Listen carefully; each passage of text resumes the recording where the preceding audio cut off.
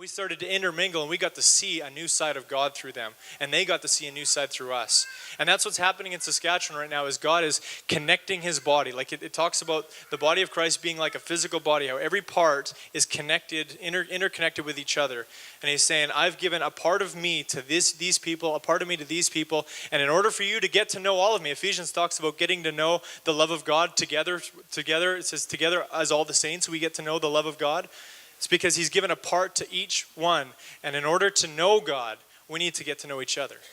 And that's why it's so important. It's vital. If we want to be a part of what God is doing, if we don't want to miss what he's doing, it's vital, absolutely vital that we get to know the rest of the body of Christ. It's plain Jane in my mind anyway.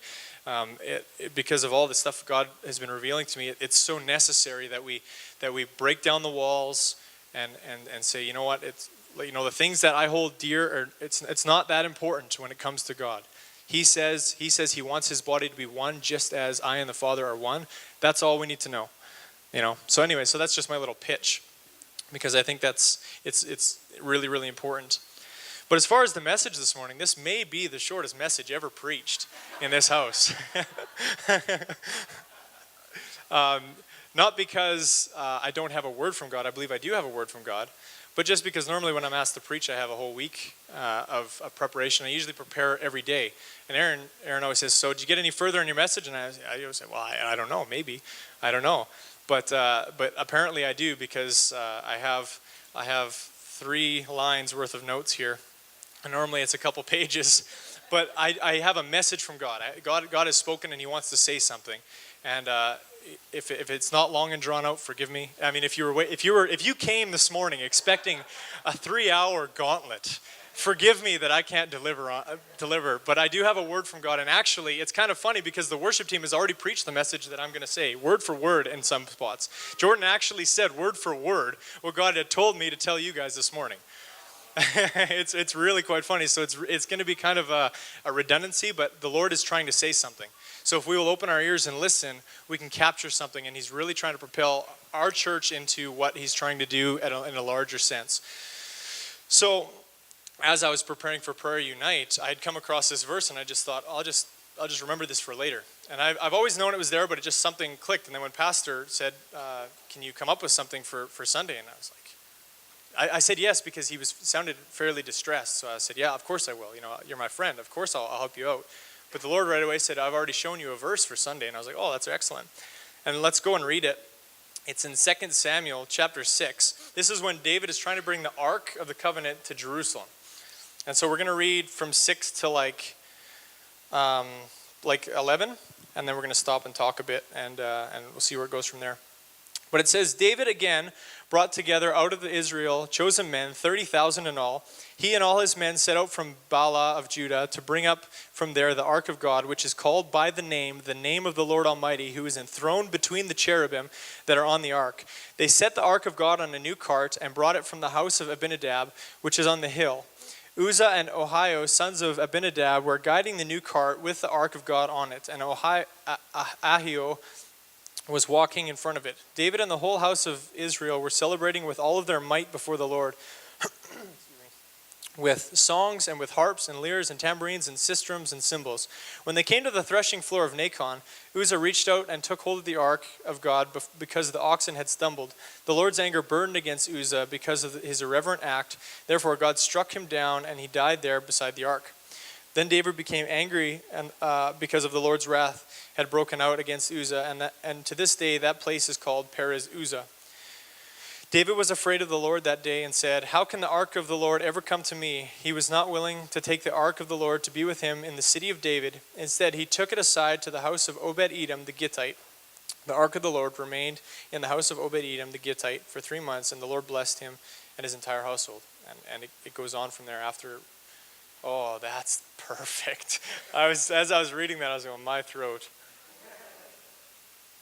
Oh, praise the Lord. But yeah, so this is a fairly well-known story. David tries to bring the ark to Jerusalem. He'd become king of Judah about 7 years before this. He had now just became king over all of Israel, the rest of the 12 tribes. He went down and he conquered Jerusalem and made that his capital city. He made it the city of David, or the city of Zion, or the capital, the very heart of all Israel. And David's first order of business was he wanted to bring the Ark of God into the capital. He wanted to bring the Ark of God into the main area of Israel, so that it would be right in the heart of all Israel. And the Ark of God, of course, we know represents the presence of God, because it talks about the Ark of God. It says, how does it word it here? It words it. Bring up the Ark of God called by the name of the Lord Almighty, who is enthroned between the cherubim that are on the ark. And it's a symbol of wherever the Ark of God went, the presence of God went. And that was their symbol in the Old Testament. It stayed alone in the most holy place in the tabernacle, and that was where the presence of God stood. So it was very important for David, because we know David was a man after God's own heart. It was very important to have the presence of God living in the heart of the people of God, the city of David, in the heart of all of Israel. He wanted to bring the presence of God there. And the story goes on. It says, they brought the ark out with a new cart, and the oxen stumbled. Uzzah grabbed it. Boom, he gets shut down dead. And you think, man, that's kind of harsh. Like, why kill the man? Like, why not a slap on the wrist? Or why does it even talk? Why does it even say he killed him for his irreverent act? And unless you're a scholar in Hebrew, or unless you go back and you've really studied back when Moses gave the instructions, or unless you just go over to 1 Chronicles chapter 15, it tells you why that was such a big deal. And if we head on over there, 1 Chronicles 15, verse 13, it says this. It says, 1 Chronicles, not 2 Chronicles.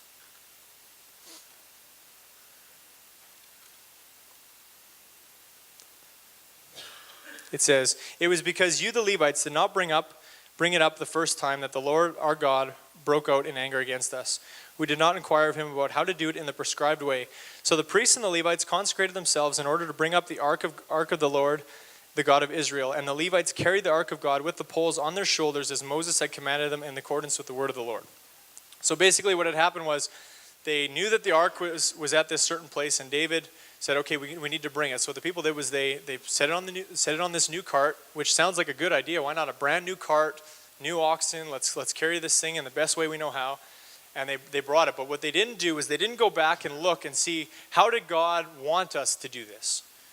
God had already told them before. He says, my presence will always be carried on the shoulders of the Levites, and I always want them to carry it. And so what happened was whether it was laziness, whether it was they honestly just didn't know, or whatever happened, they decided to continue to bring in the ark the same way that the Philistines had sent the ark out of their land. If you read before, the Philistines had captured the ark and they had taken it, and God sent a bunch of plagues against them. And so they said, get rid of it, just get rid of this thing. So what they did was they put it on a new cart and sent it out of the land, and the oxen just started, I don't know if oxen clip-clop, but they started clippity-cloppeting their way off to the land of Israel. So then we get a picture of these people saying, now we need to bring this ark into Jerusalem. And I got an idea. Let's just do exactly what the Philistines were doing. They already got this cart here. They already got these oxen. Let's just continue to do it the way that they were doing it, and let's bring it in. Well, this was a very, very big mistake, obviously. And we see that because as soon as it stumbled and Uzzah reached out to grab it, God made an example, and he was trying to make a point right here. He was trying to show them that he had already given them a prescribed way of doing this, and he wanted to. Because I always thought, like, why did he have to be so harsh all of a sudden? But I realized that God was doing something here back in the days of David that he was trying to make an example for the rest of eternity. This wasn't just a one-time accidental act that maybe get washed over, but God was making a point here that he wanted forever and always to always remember that he had designed a certain way to act in his presence. A certain way, a certain reverence, a certain heart attitude that had to be in place around him. And it was very interesting because what happened, of course, if you would keep reading, it says that as soon as that happened, David says, we can't bring this into the city. It must stay out here. And so the ark of God did not come into the city on this oxen.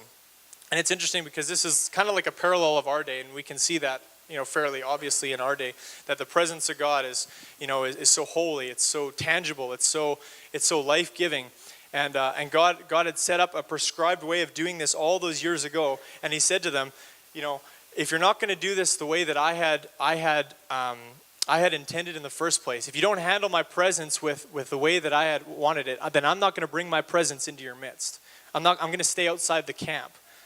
And so what happens in our day, or at least what I found is okay, so it says that the presence of God, it says that he was enthroned upon the cherubim, right? Is that called the mercy seat? Am I out to lunch there? Yeah, the mercy seat is said in the holy place above the ark where the cherubim spread their wings. That was said to be where God's throne was on the mercy seat. But now the Bible says that God is enthroned on the praises of his people. So it's a little bit different in our day. We don't have a physical ark to carry around, but we have a praise that we offer up and that God is enthroned on. He's no longer enthroned on an ark, he's enthroned on our praises. And the same thing happens in our day when we gather together and we begin to lift up praises to God, and it's almost like the ark is being brought into the city, right into the heart of all the people, and the presence of God is being ushered into the presence of all the people. And something happens in many cases when God just stops and he stays outside the camp and he doesn't come any closer. And what he's saying here is he set this up all those years ago to make a point and to say, this is what happens when I come close and don't come all the way. I don't come all the way into your midst. It's because you haven't handled my presence with the proper honor that I require.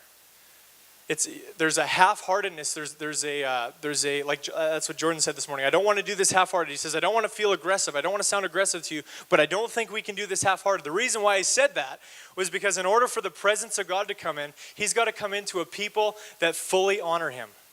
Where there is no honor, you won't find any presence of God. If we don't honor him, we're not going to find his presence. He'll be far from us.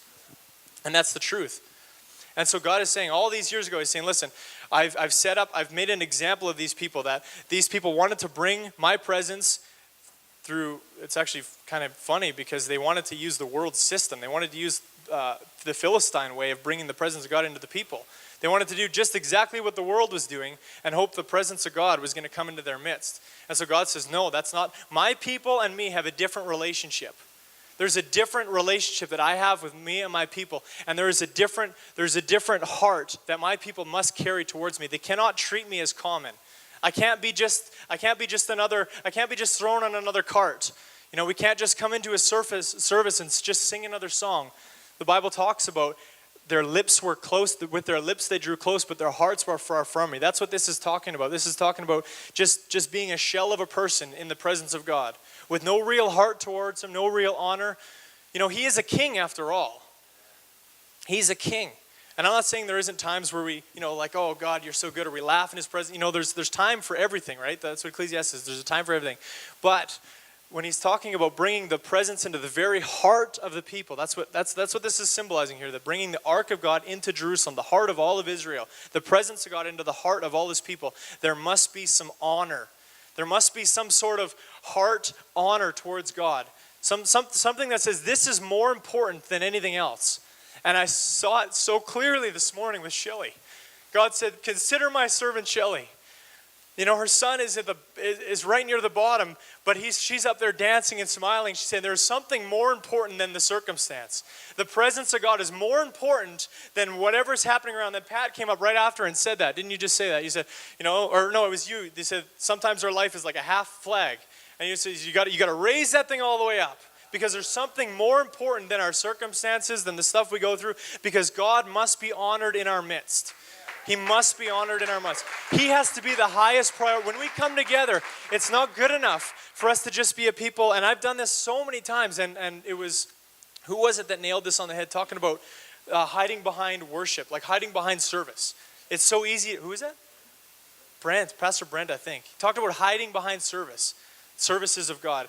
And I fell into the trap. It's so much easier, to just sit up there and play than it is to be down here on Thursdays praying. It's way easier.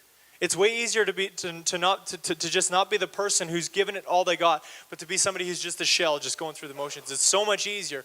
But it's that very attitude that will cause God to come this close and no closer, to come just to the outskirts of Assiniboine and not rush in.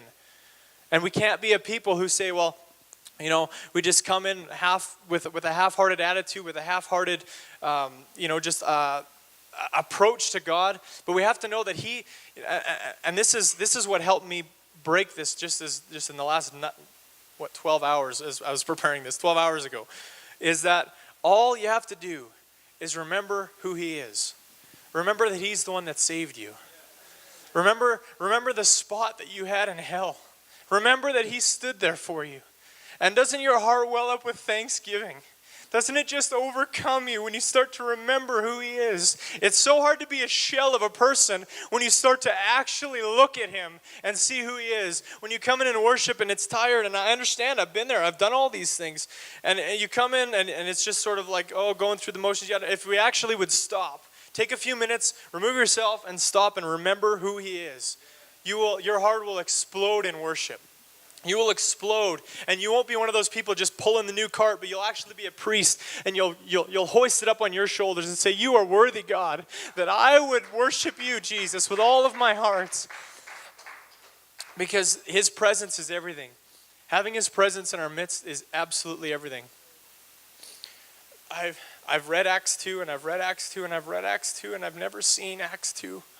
Never in my life have I seen Acts 2. It's just never happened. And I think if we're honest with ourselves, and if you're honest with yourself, you've never seen it either. We've talked about it, we've prayed about it, we've yearned for it, but we've never seen it. We've never seen when the presence of God comes in the midst of a group of people and transforms a nation. We've never seen that happen to Assiniboia. I've never seen it happen to Moose Jaw. We've heard of revivals that come and have an impact that kind of go like this, but there's something that happened in the book of Acts that I have never seen. I've never seen it, and I want to see it. We have so many days on this earth, and I got to see it. I got to be a part of it. I got to be a part of what God wants to do. And he says, if you remain to be a people that are 3/4 of the time fully on board, then it's never going to work. If you remain to be a people that 99% of the time are on board, it's never going to work. He needs a people that are fully committed. Fully 100% committed. Consider my servant Shelley. That's what he said to me. I swear to goodness, that's what he said to me this morning. Consider my servant Shelley. And I looked at her and I watched the way she worshiped, and I gone, man, I've backed away in circumstances and said, I'll worship God when it's a little bit different. I'll be able to give more. But he says that's not the point. The point is, regardless of what life looks like, I am your number one priority. I am your everything. Those are the real priests who carry the presence. Those are the real people who actually carry the presence of God with them wherever they go. And that's what this is all about. We can't be a people who just put it on the same old cart, do the same old thing, and just hope that God shows up. We'll be here 80 years from now and talking about when revival hits Assiniboia.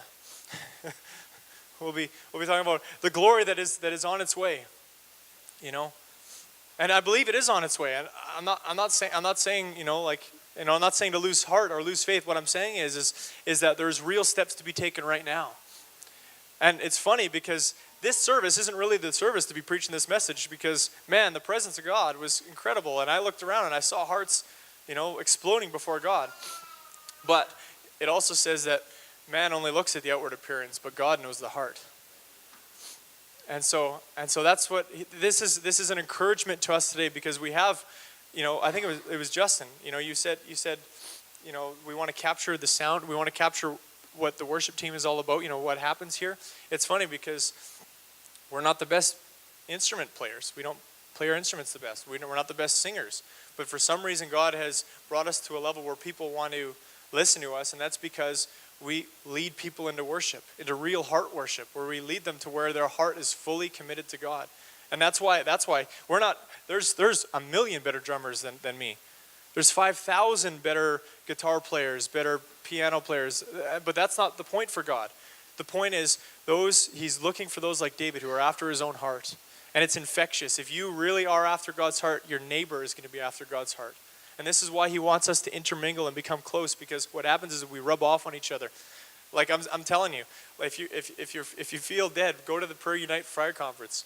It'll be amazing. You won't even know what hits you, because immediately you become like a different person. You want God in every second of the day. You want to love your neighbor all the time. You want to do all that you can. It's the most incredible, weird thing, because we're starting to live the way God designed us as a whole, as a complete body, functioning together. And every part gives every other part strength. And so, let me check my note.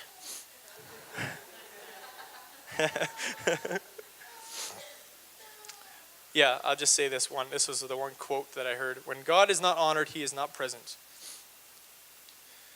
And that's what it's all about. And is it about more hand waving? No. Is it about less hand waving? No.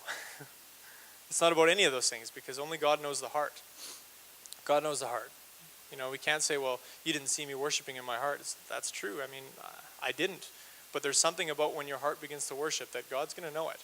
And you have to be honest with yourself. You know, and God is always honest with us. He'll let you know. He's always honest with me, you know.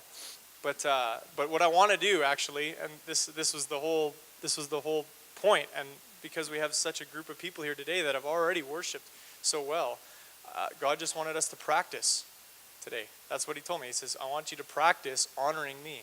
I want you to practice worshiping me. I want you to practice making me number one in your midst. There's a whole people. And so worship team, come on up. This is the message. How did I do? 20 minutes. I've preached shorter than that before even. Shorter than that even. Anyways, and that's what I really feel. The worship team is going to lead us. They're shorthanded, but did you notice it didn't matter? Right? It's not about the instruments. It's not about any of that stuff. It's about the heart. And they're going to lead us, and we're going to respond with them. We're not going to be like the people who brought it in on the old cart. We're going to be the new cart people, not the cart. We're going to be the holders, the carriers of the presents, the Levites who grab the presents. And we're just going to worship God with our whole heart.